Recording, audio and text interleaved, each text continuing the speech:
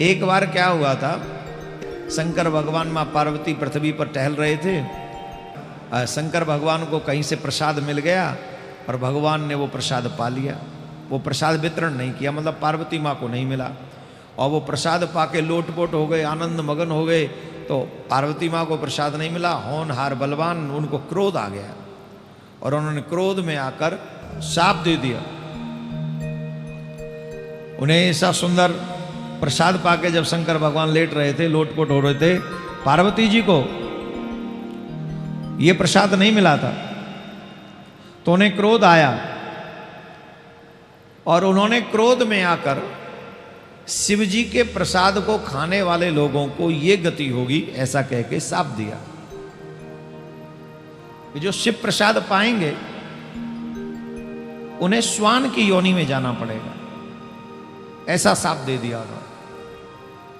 तो शंकर भगवान ने कहा, देवी हम तो प्रसाद के आनंद में इतने मस्त थे तो हमें ध्यान नहीं रहा प्रसाद देना, पर तुमने हमारे ही प्रसाद को ऐसे कर दिया। तब मां पार्वती ने कुछ जगह पर छूट रखी, जैसे 12 ज्योतिर्लिंग यहां से प्रसाद मिले तो ग्रहण कर सकते हैं। नर्मदेश्वर का प्रसाद हो आप ग्रहण कर सकते हैं। देवताओं के द्वारा पूजित जो शिवलिंग हो उनका प्रसाद अगर मिले तो आप ग्रहण कर सकते हैं, उनको भी आप ग्रहण कर सकते हैं महाराज, उसमें भी कोई संशय नहीं। बाणलिंग, स्वयंभुलिंग, नर्मदा नदी से प्राप्त बाणलिंग या स्वयं प्रकट हुए स्वयं शिवलिंग पर चढ़ा हुआ प्रसाद स्पर्श भी हो जाए तो वो वर्जित नहीं है। धातु या पारद शिवलिंग, तांबे, पीतल का, कांसे का या पारे का बना शिवलिंग का प्रसाद ग्रहण करने में कोई दोष नहीं लगता। लेकिन जिस जगह पर जैसे साधारण पत्थर इत्यादि से बनी हुई शिवलिंग होती है, मानवों के द्वारा स्थापित की हुई होती है, वहां पर चंड का भाग होता है। किसका भाग होता है? चंड भगवान शिव का एक गण है, उसका भाग होता है। उस भाग को ग्रहण नहीं करना चाहिए। जो साधारण शिवलिंग हो, जैसे गांव गांव में नहीं होते, जो कहीं से भी स्थापित करते, साधारण पत्थर सा ला के लगा देते। नर्मदेश्वर अगर शिवलिंग है तो आप ग्रहण कर सकते हैं, और वो भी उस शिवलिंग पे भी अगर डायरेक्ट स्पर्श न किया गया तो वो प्रसाद भी ले सकते हैं।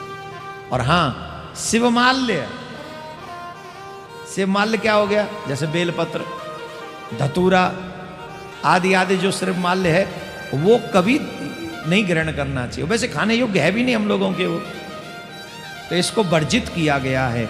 इन बातों को अपने बच्चों को भी बताएं, जिससे उनका भी संशय दूर हो, और जहां उचित व्यवस्था हो वहां से वो प्रसाद ग्रहण करें, और जहां व्यवस्था उचित न हो वहां से वो प्रसाद ग्रहण नहीं करें। बोलो राधे राधे।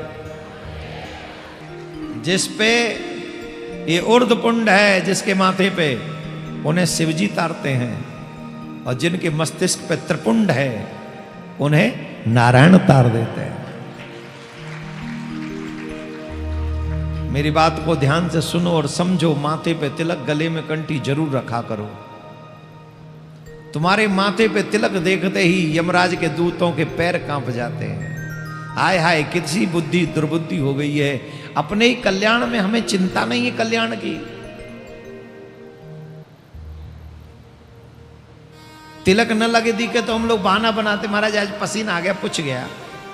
तू तो नहीं पूछा, तेरा तिलक ही क्यों पूछा?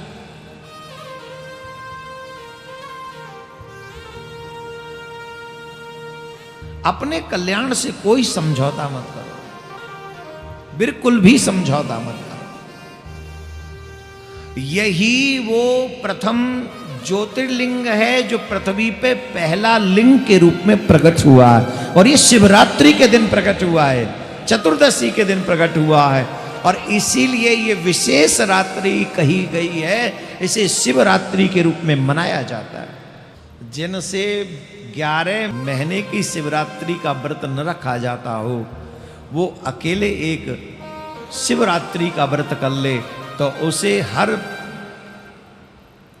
शिवरात्रि के व्रत का पुण्य उसको प्राप्त हो जाता है। हर शिवरात्रि के व्रत का पुण्य।